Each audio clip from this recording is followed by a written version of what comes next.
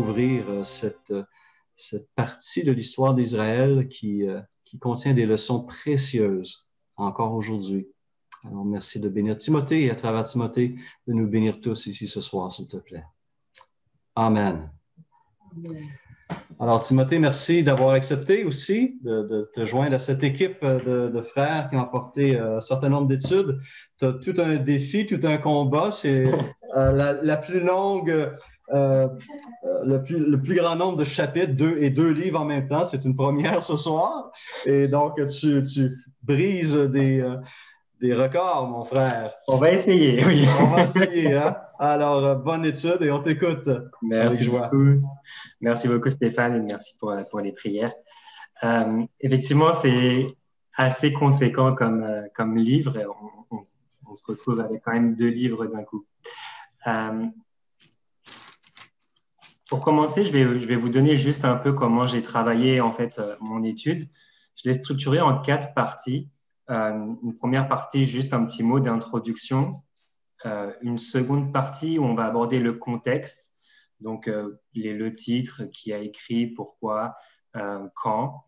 Une troisième partie, ça va être juste le plan que j'ai ressorti avec des exégèses de la structure des 2 livres et comment c'est découpé. Et la quatrième partie, ça va être la christologie dans les livres de Samuel et un peu les apprentissages et enseignements qu'on peut en tirer pour nous. Donc, sans plus tarder, je commence avec la première partie.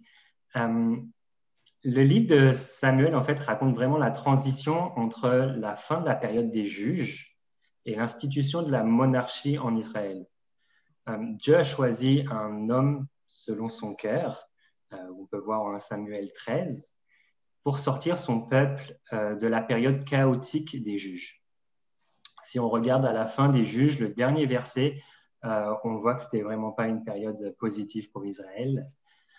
On retrouve principalement dans les livres de Samuel le récit détaillé d'un des plus grands rois terrestres, qui est le roi David, qui annonce le roi des rois, à la fois terrestre et céleste, cet homme unique et qui est agréable à Dieu, c'est bien évidemment notre Seigneur Jésus-Christ.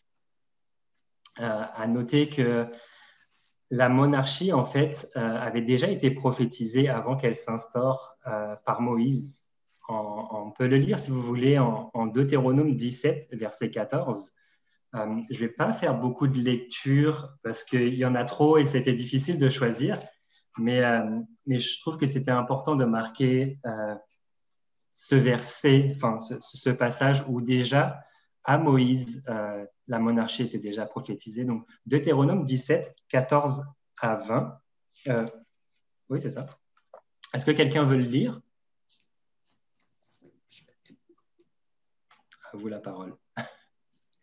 Le plus rapide. Oui, vas-y, Carole. Martial, allez, Martial. Martial, alors, à toi. Oui. C'est bien de 14 à 20? Oui, c'est ça. Ok. Lorsque tu seras entré dans le pays que l'Éternel, ton Dieu, te donne, lorsque tu le posséderas, que tu y auras établi ta demeure et que tu diras, je veux mettre un roi sur moi, comme toutes les nations qui m'entourent. Tu mettras sur toi un roi que choisira l'Éternel, ton Dieu. Tu prendras un roi du milieu de tes frères. Tu ne pourras pas te donner un étranger qui ne soit pas ton frère, mais qui n'ait pas un grand nombre de chevaux et qui ne ramène pas le peuple en Égypte pour avoir beaucoup de chevaux. Car l'Éternel vous a dit, vous ne retournerez plus par ce chemin-là. Qui n'ait pas un grand nombre de femmes, afin que son cœur ne se détourne point, et qu'il ne fasse pas de grands amas d'argent et d'or. Quand il s'assiera sur le trône de son royaume, il écrira pour lui dans un livre une copie de cette loi, qu'il pondra auprès des sacrificateurs, les Lévites. Il devra l'avoir avec lui et il lit tous les jours de sa vie, afin qu'il apprenne à craindre l'Éternel, son Dieu, à observer et à mettre en pratique toutes les paroles de cette loi et toutes ses ordonnances, afin que son cœur ne s'élève point au-dessus de ses frères, qu'il ne se détourne pas de ses commandements, ni à droite, ni à gauche, afin qu'il prolonge ses jours dans son royaume, lui et ses enfants au milieu d'Israël. Merci beaucoup. Et on va lire la partie, en fait, comment ça se déroule, en fait, on va le voir exactement dans 1 Samuel 8, versets 5 à 20. Ce qui a été prophétisé, on le voit en partie s'accomplir dans ce passage-là. Donc, si quelqu'un d'autre, peut-être Carole, tu voulais lire tout à l'heure, lire 1 Samuel 8, versets 5 à 20. Ils lui dirent, voici, tu es vieux et tes fils ne marchent point sur tes traces. Maintenant, établis sur nous un roi pour nous juger comme il y en a chez toutes les nations. Samuel vit avec déplaisir qu'il disait, donne-nous un roi pour nous juger. Et Samuel pria l'Éternel. L'Éternel dit à Samuel, écoute la voix du peuple dans tout ce qu'il te dira, car ce n'est pas toi qu'il rejette, c'est moi qu'il rejette, afin que je ne règne plus sur eux. Ils agissent à ton égard comme ils ont toujours agi depuis que je les ai fait monter d'Égypte jusqu'à ce jour. Ils m'ont abandonné pour servir d'autres dieux. Écoute donc leur voix, mais donne-leur des avertissements et fais-leur connaître le droit du roi qui régnera sur eux. Samuel rapporta toutes les paroles de l'Éternel au peuple qui lui demandait un roi. Il dit, voici quel sera le droit du roi qui régnera sur vous. Il prendra vos fils, il les mettra sur ses chars, et parmi ses cavaliers, afin qu'ils coupent devant son char, il s'en fera des chefs de 1000 et des chefs de 50, et il les emploiera à labourer ses terres, à récolter ses moissons, à fabriquer ses armes de guerre et l'attirail de ses chars. Il prendra vos filles pour en faire des parfumeuses, des cuisinières, des boulangères.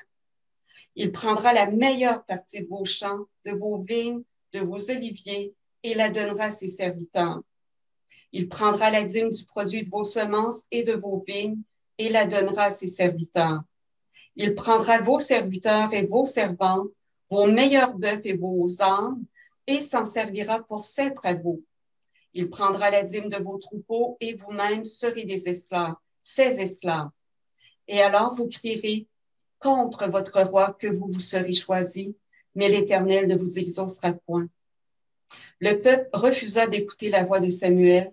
Non, dirent-ils, mais il y aura un roi sur nous, et nous aussi nous serons comme toutes les nations.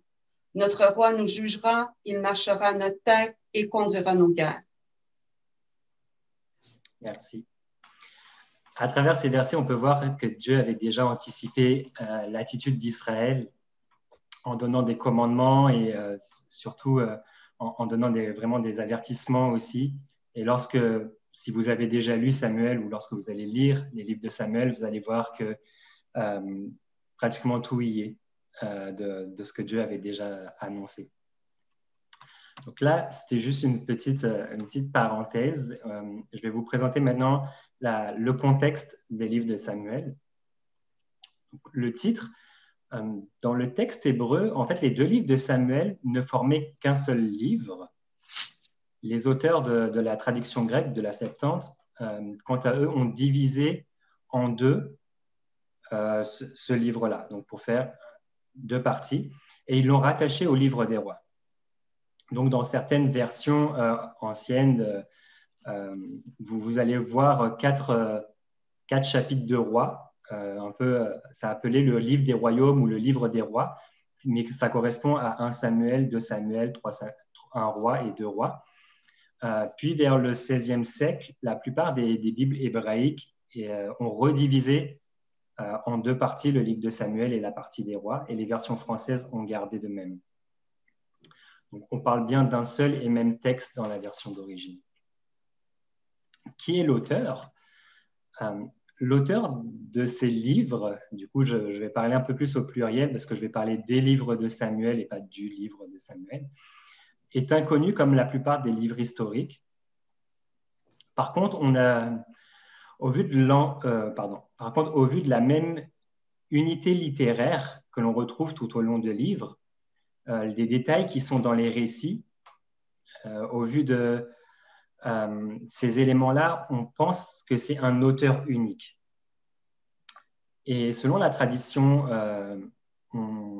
cet auteur a eu à disposition pour écrire, en tout cas pour retranscrire ces éléments, des sources anciennes qui étaient fiables Et ça, on peut le confirmer en fait dans 1 Chronique 29, versets 29 et 30, qui nous dit « Les actions du roi David, les premières et les dernières, sont écrites dans le livre de Samuel le voyant, dans le livre de Nathan le prophète et dans le livre de Gad le prophète, avec tout son règne et tous ses exploits, et ce qui s'est passé de son temps, soit en Israël, soit dans les royaumes des autres pays. »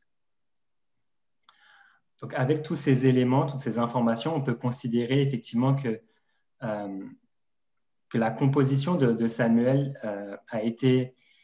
en tout cas, les écrits de Samuel ont servi à la rédaction des 25 premiers chapitres, à peu près jusqu'à sa mort, donc les écrits du livre de Samuel.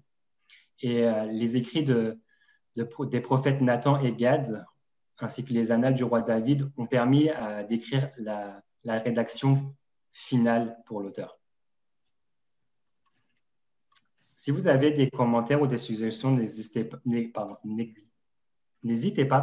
je remets les mots dans le bon sens, à compléter ou intervenir. Je n'ai pas toutes les réponses, mais en tout cas, j'espère en avoir trouvé une bonne partie à vous partager. Alors, où est-ce que ça a été écrit? Étant donné qu'une bonne partie des récits gravitent autour de Rama, la ville de naissance de Samuel, et de Bethel, à peu près à 8 km au nord, on peut penser que ces endroits ont été les lieux de rédaction des écrits. Alors maintenant, c'est quand est-ce que ça a été écrit? L'œuvre entière a dû être rédigée vers à peu près le Xe siècle avant Jésus-Christ. En fait, la période couvre 130 ans, à partir de la naissance de Samuel jusqu'à la fin du règne de David. On calcule à peu près 130 années. On date dans cette période-là à cause de la qualité de l'hébreu qui est utilisé dans les textes, par rapport aux détails géographiques également, et à l'absence de l'allusion à la chute de Samarie qui a eu lieu après. Le premier livre de Samuel couvre l'histoire d'Israël, depuis Élie, le juge et sacrificateur, jusqu'à la mort de Saül. Et le deuxième livre de Samuel couvre les 40 années du règne de David, 7 années à Hébron et 7 années sur le Royaume-Uni d'Israël. Les livres de Samuel s'adressent à qui? Alors évidemment, en premier lieu, ça s'adresse au peuple d'autrefois. Mais je pense que ça s'adresse, enfin pas je pense, on est tous d'accord pour savoir que ça s'adresse à nous également, peuple de Dieu, afin d'en apprendre plus sur l'histoire d'Israël d'un point de vue historique, comme Stéphane l'a souligné tout à l'heure. Il y a énormément d'informations historiques pour le peuple d'Israël, mais aussi afin d'en savoir plus sur la croissance spirituelle du peuple d'Israël. Donc, le premier livre de Samuel fait le constat d'une période cruciale de l'histoire. Il dépeint le début de la période des rois, après la période des juges, comme on l'a dit tout à l'heure, qui est une époque de désordre et d'anarchie. Comme je le disais tantôt, Juges 21-25, le dernier verset, dit « Chacun faisait ce qui lui semblait bon ». Et généralement, quand chacun fait ce qui semble bon, c'est rarement positif. Et le livre montre aussi le début de la monarchie avec Saül. La montée, l'importance, les limites du règne de David et l'état spirituel de la nation durant son règne. Son but, c'est d'exposer le péché, d'avertir le peuple contre la rébellion et instruire le peuple dont la façon travaille à travers l'histoire. Le deuxième livre de Samuel, lui, est plus axé pour montrer la gloire et la puissance de Dieu. Il montre que l'obéissance, la désobéissance à Dieu ont des conséquences directement sur notre vie, mais qu'en dépit de ces conséquences, Dieu dirige et que son dessein à long terme est de bénir le monde et d'accomplir sa rédemption. On voit aussi dans 2 Samuel le point culminant avec l'alliance que Dieu fait à David, en lui promettant de lui donner une dynastie perpétuelle, le Messie. On peut le voir en 2 Samuel 7, verset 16. « Ta maison et ton règne seront pour toujours assurés. Ton trône sera pour toujours affermi. » Et nous voyons que cette promesse, en lien avec cette dynastie, nous savons qu'elle est accomplie en Jésus-Christ, le descendant de David. Donc même les répercussions de cette histoire ont un impact pour nous aujourd'hui, de ces récits. Alors, je ne sais pas si vous avez déjà lu les livres de Samuel, mais si vous avez déjà lu, ou peut-être historiquement, ou vous avez relu dernièrement, est-ce que vous voyez des particularités dans les textes de Samuel?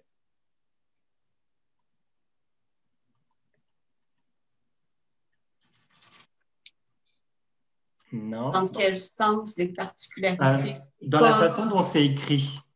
Ah, OK. Dans la façon dont c'est écrit. En fait, on retrouve, en tout cas, des cycles d'infidélité et de fidélité. Par exemple, on a qui entraînent des changements assez conséquents d'ailleurs dans l'histoire. L'exemple avec la famille d'Élie et la famille de Samuel, l'infidélité qu'il peut y avoir et la fidélité qu'il peut y avoir aussi entre Saül et David. On voit aussi que les deux courbes de vie de Saül et David s'entrecroisent souvent et se ressemblent beaucoup sur plusieurs aspects. Les deux sont pécheurs, les deux sont faillibles, mais leurs réactions face à ces situations sont complètement opposées. Saül cherche son intérêt, il cherche à vraiment se mettre en valeur, alors que David, lui, cherche plutôt à plaire à Dieu. On le voit particulièrement, j'ai retenu juste un passage, mais il y en a d'autres, au chapitre 13, où Saül désobéit lorsqu'il doit attendre Samuel pour offrir l'Holocauste lors d'une bataille, et il le fait par lui-même, en fait. Après ça, on lui reproche, on lui fait remarquer sa désobéissance, son péché, et sa réaction va essayer de se justifier. Alors que David, lui, ses réactions après son péché, par exemple avec Bathsheba, il reconnaît son péché. Bon, il y a toujours l'intervention de quelqu'un pour lui faire reconnaître ses torts, son péché, mais il reconnaît son péché et cela entraîne que Dieu lui pardonne son péché, même s'il y aura quand même des conséquences. Mais il y a une autre particularité qui est un peu plus flagrante. Peut-être que quand vous avez lu Samuel, vous avez prêté attention à ça. C'est que dans les écrits de Samuel, il y a ce qu'on appelle des doublés. Je ne sais pas si vous connaissez ou si vous avez fait attention à cela. Pas spécialement. En fait, les doublés, c'est simplement des récits qui sont répétés deux fois. On le retrouve dans David qui épargne Saül, 1 Samuel 24 et 1 Samuel 26. La chute de la maison d'Élie, qui est annoncée en 1 Samuel 2, 31-36 et 1 Samuel chapitre 3. On le voit également la prédiction du rejet de Saül par l'Éternel, 1 Samuel 13 et 1 Samuel 15. À votre avis, pourquoi il y a ces écrits? Pourquoi il y a ces doublés? Il n'y a pas deux auteurs? Non. Non, au vu du contexte, on pense qu'il n'y a qu'un seul auteur au vu du contexte. Je vous rassure, les commentateurs ont beaucoup réfléchi là-dessus et je ne suis pas sûr qu'il y ait une conclusion réelle et sérieuse, enfin une conclusion réelle, officielle, mais il y a un commentateur qui a dit une phrase que j'ai trouvée très intéressante. En fait, il a dit « Si nous considérons que les deux récits semblables ne font que de se répéter, voire même s'opposer sur des détails, nous manquons l'essentiel de l'effet recherché par l'auteur. » J'ai trouvé ça fort intéressant et ça m'a vraiment interpellé. Et le fait de se répéter sert surtout à mettre volontairement l'accent sur certains faits. Donc, au niveau de l'histoire pour le peuple d'Israël, ces passages qui se répètent doivent avoir un impact particulier, doivent résonner d'une certaine façon vraiment profonde pour eux. Et pour nous, je pense que ça peut être aussi des sujets à réflexion, à pousser nos réflexions des fois quand on voit des épisodes qui se répètent ou des choses qui nous semblent un peu étonnants. Ça doit peut-être nous amener à nous poser des questions, à réfléchir, à ne pas simplement le lire d'une première lecture, mais d'approfondir, de nous pousser à approfondir ces passages-là. Maintenant, j'avance toujours. Je vais vous montrer le plan que j'ai ressorti du livre. En fait, le livre de Samuel se subdivise naturellement d'après les personnages principaux. Moi, j'ai choisi de garder cette division-là pour présenter mon plan et je vais vous le montrer tout de suite. Je vais vous partager mon écran. Si j'arrive à le refaire. Tout à l'heure, j'ai essayé, ça marchait bien. OK, c'est bon, j'ai retrouvé où est-ce que c'était.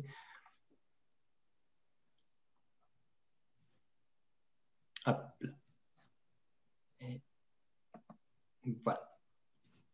Alors, en fait, moi, le livre de Samuel, je l'ai décomposé comme ceci. Donc, on a le personnage principal, évidemment, le premier qui est Samuel, qui est le dernier juge. Donc, ça couvre à peu près le chapitre 1 à 7. On voit la naissance de Samuel et sa jeunesse, avec une prière et un cantique assez magnifique de sa mère, Anne, son appel et son office, la façon dont il répond à son appel et le premier défi qu'il doit relever est assez particulier, d'annoncer à Élie la fin de son ministère et de sa famille. Et puis on voit les actes de Samuel en tant que dernier juge. Ensuite, je vous propose simplement de diviser avec Samuel en deuxième partie. Donc Samuel, le premier roi, le roi choisi par le peuple. Saül. Donc, Saül. Saül, pardon, oui, pardon, merci. Saül. Donc sa désignation comme roi, ses débuts prometteurs et sa folie derrière son péché. Donc c'est sûr que là, je passe rapidement, mais je vous invite à l'occasion, si vous voulez, je peux vous le faire parvenir, mais à regarder un peu cette décomposition-là et les passages sont vraiment naturellement divisés. Et puis après, la vie de David, le successeur au loin, ça, la vie de David, je l'ai divisé en 4 parties. Les débuts de David, le triomphe de David, le péché de David et ses conséquences, et la fin de son règne. Alors, le début de David, on a son onction, son service auprès de Saül et toutes ces années comme fugitif qui l'ont formé, où Dieu l'a vraiment travaillé, où aussi on a la composition de certains psaumes. Après, les triomphes de David, donc il y a des triomphes politiques. Effectivement, il devient roi de Juda, mais après, il devient aussi roi d'Israël entièrement. Et ça, c'est à partir de 2 Samuel, hein, n'est-ce pas? Oui, tout à fait. Effectivement, je n'ai pas précisé dans mes chapitres. Effectivement, c'est à partir de 2 Samuel où on voit cette partie-là. Donc, ces triomphes spirituels également par rapport à l'Arche de l'Alliance. Donc, on voit en 1 Samuel qu'elle avait été prise, qu'il y a eu des conséquences chez les Philistins avec cette prise de l'Arche. Mais sous Samuel, l'Arche revient à Jérusalem, la capitale qu'il a choisie. Et puis, l'institution de l'Alliance davidique. Et puis, ses triomphes, bien évidemment, militaires sur ses ennemis et son règne de justice.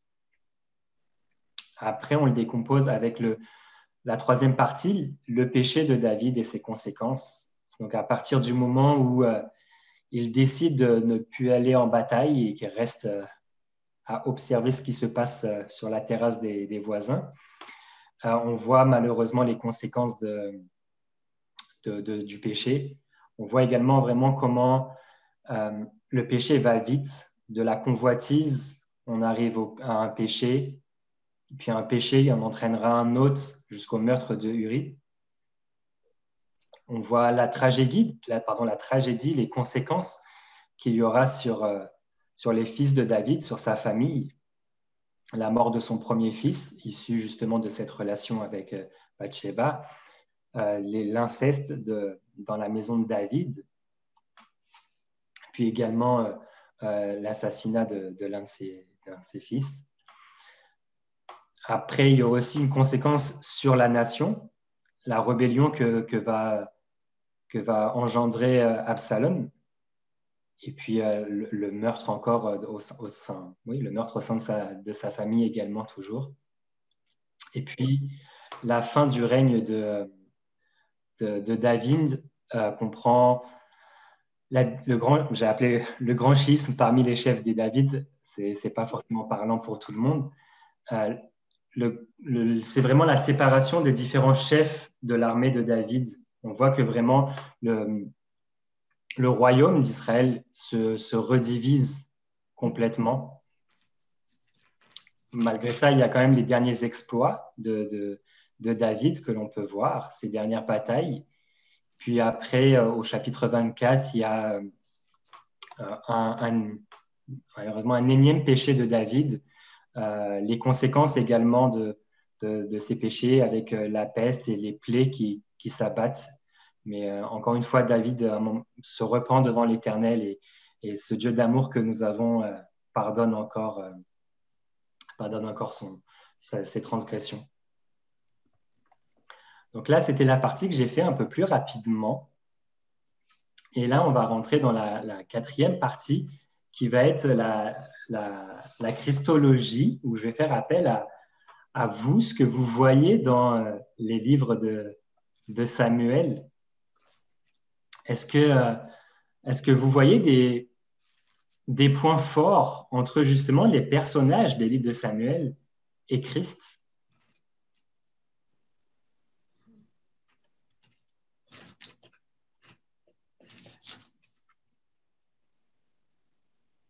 Non? Je pensais quand même que vous en avez vu. Alors, je vais vous en donner quelques-uns quand même. On peut faire déjà une première image. On peut voir une première image de Christ, entre Christ et Samuel. En tant que sacrificateur, excusez-moi, j'ai un peu perdu ma page. C'est bon.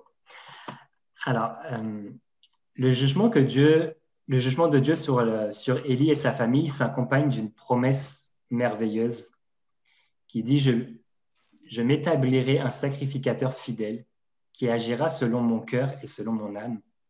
Je lui bâtirai une maison stable, il marchera toujours devant moi. Pardon. Cette promesse vise bien évidemment Samuel, puis Tsadok, le grand prêtre du temple de Salomon, mais elle s'étend au-delà de eux, elle s'étend au sacerdoce général et à l'accomplissement final, bien évidemment, dans notre Seigneur Jésus-Christ.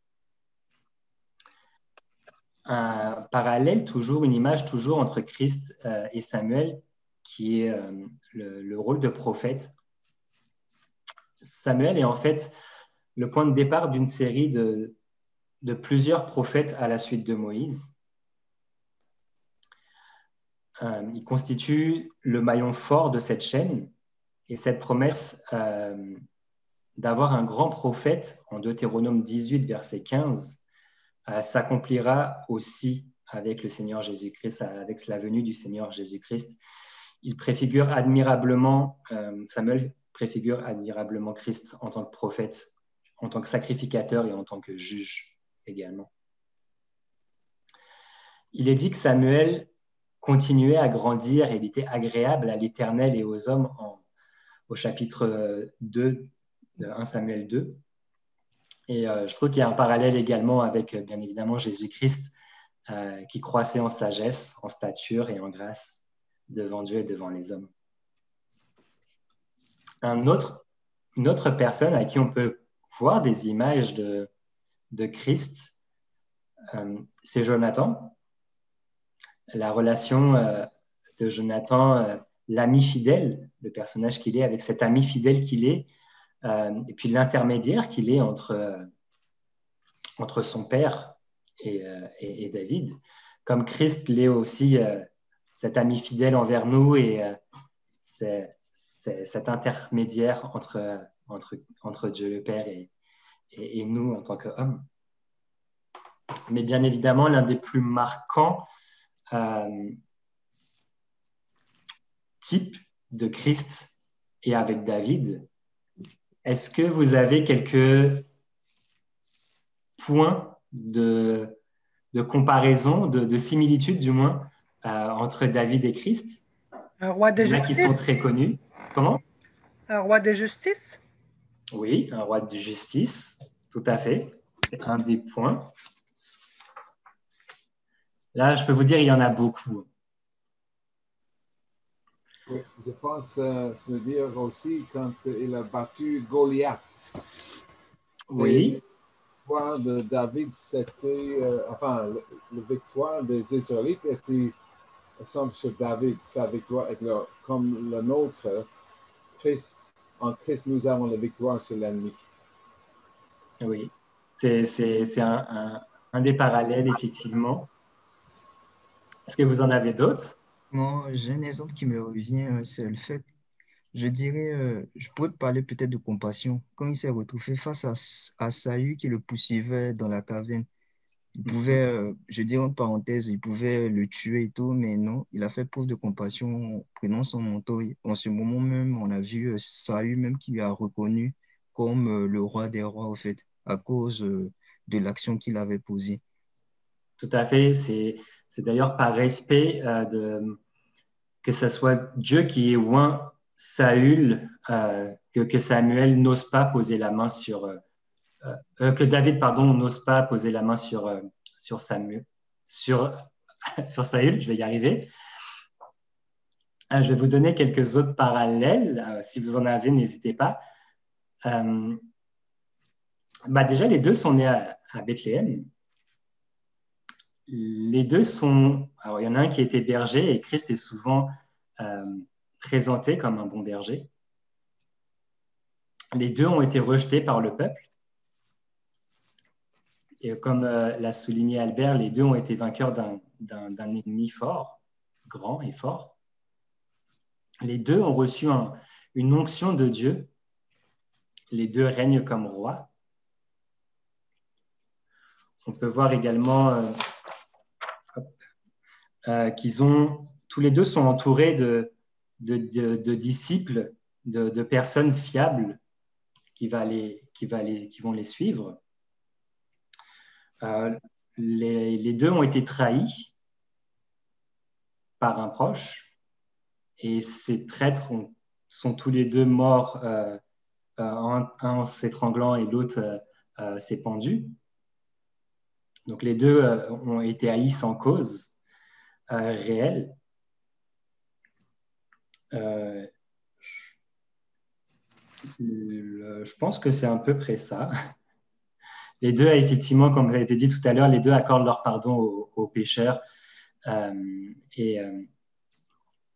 C'est vraiment aussi celui par lequel le Seigneur vaincra. Les deux ont été utilisés par Dieu pour vaincre, comme on peut le voir dans 2 Samuel 7 ou 2 Samuel 22. J'ai été avec toi partout et tu as marché. J'ai exterminé tous les ennemis devant toi. Et on peut voir également 1 Corinthiens 15, car il faut qu'il règne jusqu'à ce que celui qui ait mis jusqu'à ce qu'il ait mis tous ses ennemis à ses pieds. Tous ces parallèles-là, on voit des similitudes entre David et Christ, et on retrouve vraiment des références bibliques, que ce soit dans 1 Samuel ou 2 Samuel, et dans le Nouveau Testament.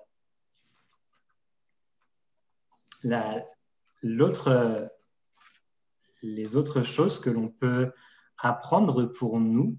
Alors, est-ce que vous avez des points à compléter sur cette partie-là? Est-ce que vous avez vu d'autres parallèles avec des personnages ou entre David et Christ? On souligne la compassion de David envers Méphibosheth, le fils de Jonathan. Et on y voit une illustration de la grâce à ce niveau-là.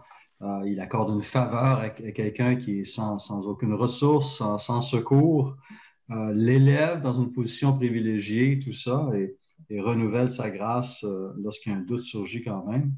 Il soutient le garde. Donc, cette image de David qui cherche à bénir est touchante ici. C'est un beau portrait. Merci. Et maintenant, pour nous, aujourd'hui, qu'est-ce qu'on peut apprendre des livres de Samuel? Alors déjà, moi, il y a quelque chose qui m'a frappé, qui m'a marqué. C'est vraiment que les livres de Samuel regorgent de prières. Ça commence déjà tout au début, la supplication qu'Anne adresse à l'Éternel. Elle pria à l'Éternel et versa des pleurs, 1 Samuel 1, verset 10, pardon.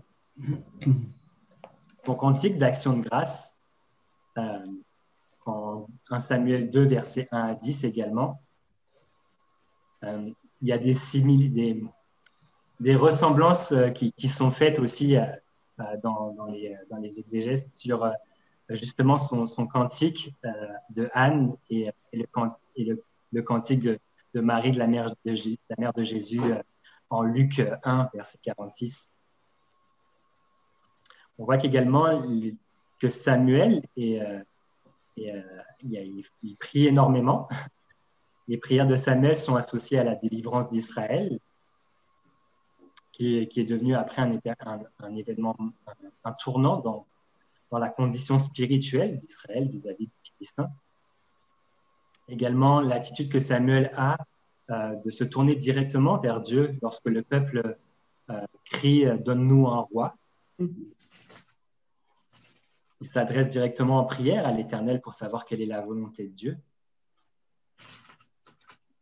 Et l'une des dernières prières une des dernières allocutions publiques de Samuel, ça va être une prière pour Israël. Samuel promet de prier sans relâche pour le peuple d'Israël. Donc on voit que Samuel, c'est vraiment un grand intercesseur. Il souligne fortement son attachement à cet aspect de la prière en déclarant « Loin de moi aussi de pécher contre l'Éternel, de cesser de prier pour vous. » Et au début de l'étude, enfin même au début de notre temps de prière aujourd'hui, Stéphane soulignait l'importance justement de la prière, de prier les uns pour les autres, de prier pour ceux qui nous entourent. Et je trouvais que ça s'apprêtait énormément avec les points que moi j'ai ressortis justement de prière que l'on trouve dans 1 et 2 Samuel. Est-ce que vous avez d'autres points que vous trouvez importants dans le livre de Samuel, des leçons qu'on peut en tirer pour nous? J'en ai d'autres en réserve, mais je vais vous laisser un petit peu la parole. Une remarque que je veux soulever, que Kuhn mentionnait, David est la norme un petit peu à partir de laquelle on évalue tous les autres rois, n'est-ce pas? On lit 1 et 2 rois et pendant 300 ans, tous les rois qui vont se succéder vont être comparés au comportement de David, selon a régné selon comme David ou pas du tout. Donc en bien ou en mal. Mais malgré le fait que David est ce modèle, ce roi modèle qui est cité, il était aussi très imparfait. Et c'est assez surprenant parce qu'à l'époque, qu'une part de l'historiographie de l'époque, les rois étaient toujours présentés dans les autres nations comme des êtres parfaits, divinisés quasiment, et il n'y avait aucune erreur. C'était des héros, des guerriers, des gens victorieux, puissants, etc. Jamais on ne présentait les défauts de ces rois-là. Mais ici, on a dans l'histoire d'1 et 2 Samuel, les mauvais côtés aussi de ces rois-là sont présentés. Donc, il y a une honnêteté, il y a une transparence, une objectivité qu'on ne retrouvait pas à l'époque. J'ai remarqué la même chose dans les livres chrétiens, protestants au Québec avant et après 1960. Si on lisait un ouvrage écrit par un protestant avant 1960, les catholiques étaient toujours négatifs, les protestants toujours positifs. Si c'est un ouvrage catholique qu'on lisait avant 1960, les catholiques étaient toujours les bons, les corrects, les protestants toujours les mauvais. C'est seulement après 1960 qu'on a été plus équilibré dans la présentation des choses, les forces et les faiblesses. Mais c'est intéressant que dans la Bible, on ne se gêne pas de montrer même des gens comme David, les côtés négatifs avec son adultère, sa convoitise, son meurtre, etc. C'est très intéressant comme remarque. Oui, merci beaucoup. Alors, je continue avec quelques leçons qu'on peut en tirer pour nous aujourd'hui. L'une des grandes leçons sur la foi que l'on doit avoir dans les promesses de Dieu et sur les dangers et les conséquences du péché d'un point de vue temporel. On voit beaucoup des promesses, les promesses que Dieu fait avec la promesse que Dieu fait avec David. Et on le voit, on l'a vu, nous, aujourd'hui, on sait que cette promesse est réalisée en Jésus-Christ. Vraiment, gardons cette confiance dans les promesses quand Dieu nous met à cœur une promesse ou dans les promesses que l'on trouve dans la Bible également.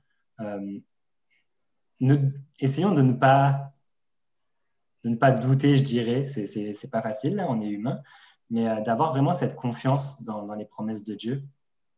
Aussi d'être attentif, comme je le disais, aux conséquences du péché. Oui, on a un Dieu qui pardonne, on a un Dieu d'amour. Il nous pardonne, mais ça n'empêche pas qu'il peut y avoir des conséquences également pour nous. Une autre des choses, un autre apprentissage, que j'y vois.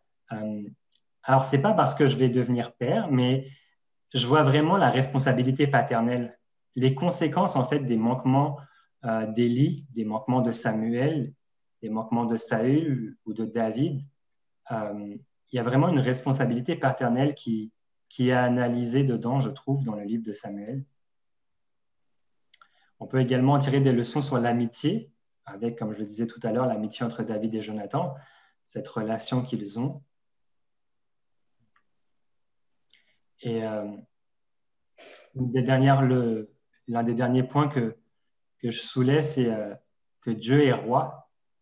Même s'il nomme des humains pour conduire son peuple, à l'exemple de Samuel, de Moïse ou des juges, il n'abandonne jamais son autorité. C'est lui qui est roi, c'est lui qui est souverain. Et à lui, elle appartient toute cette gloire-là. Donc, c'était pour moi des points que je trouve que l'on peut ressortir pour aujourd'hui, des enseignements qu'on peut avoir dans les livres de Samuel. On pourrait en trouver, à mon avis, encore beaucoup d'autres.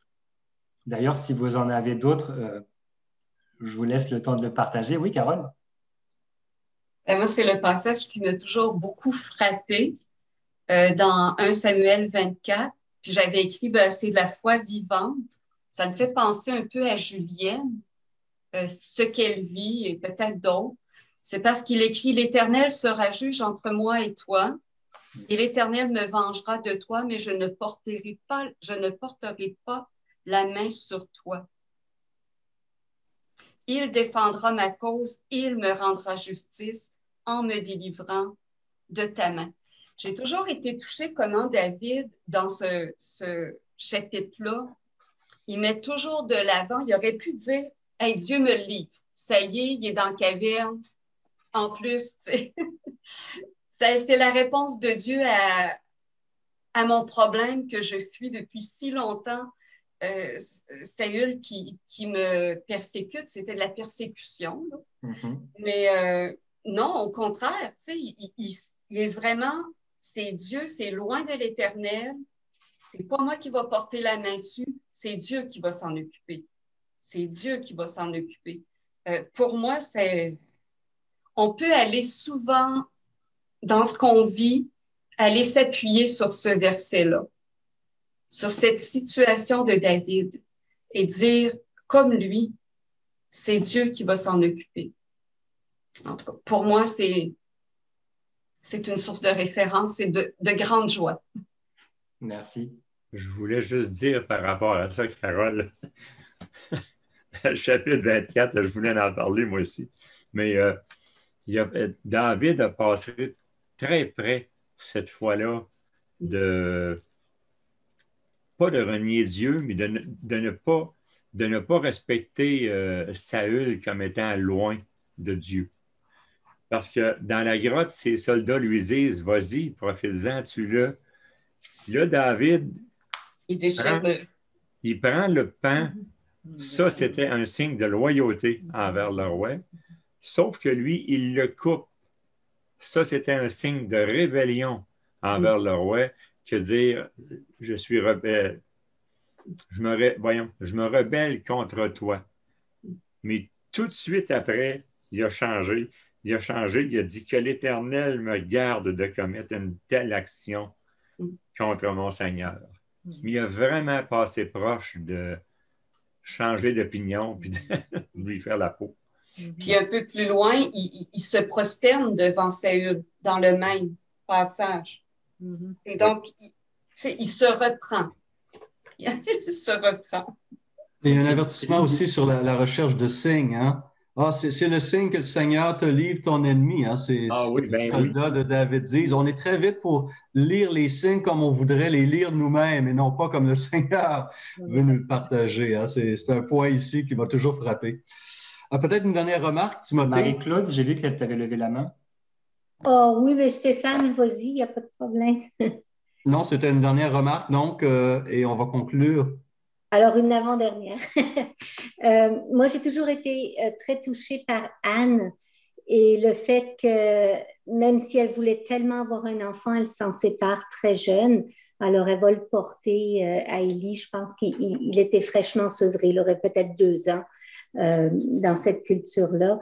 Moi, j'aurais absolument pas eu le courage de remettre un enfant de 2 ans pour se faire élever par un homme, mais en réalité, ça démontre à quel point elle était prête à tous les sacrifices de reconnaissance à Dieu qui lui avait donné cet enfant alors qu'elle était stérile.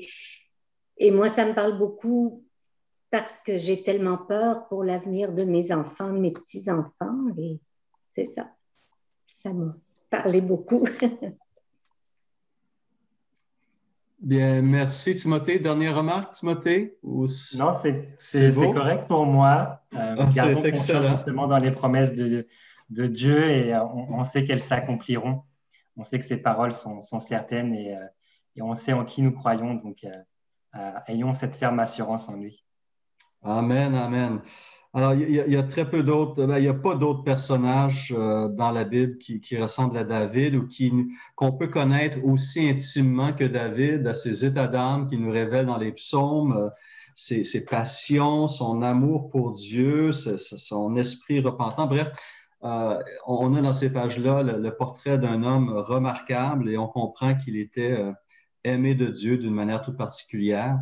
Et donc, prenons le temps de méditer la vie de ce roi, de ce berger, de ce poète, de ce chantre de l'Éternel.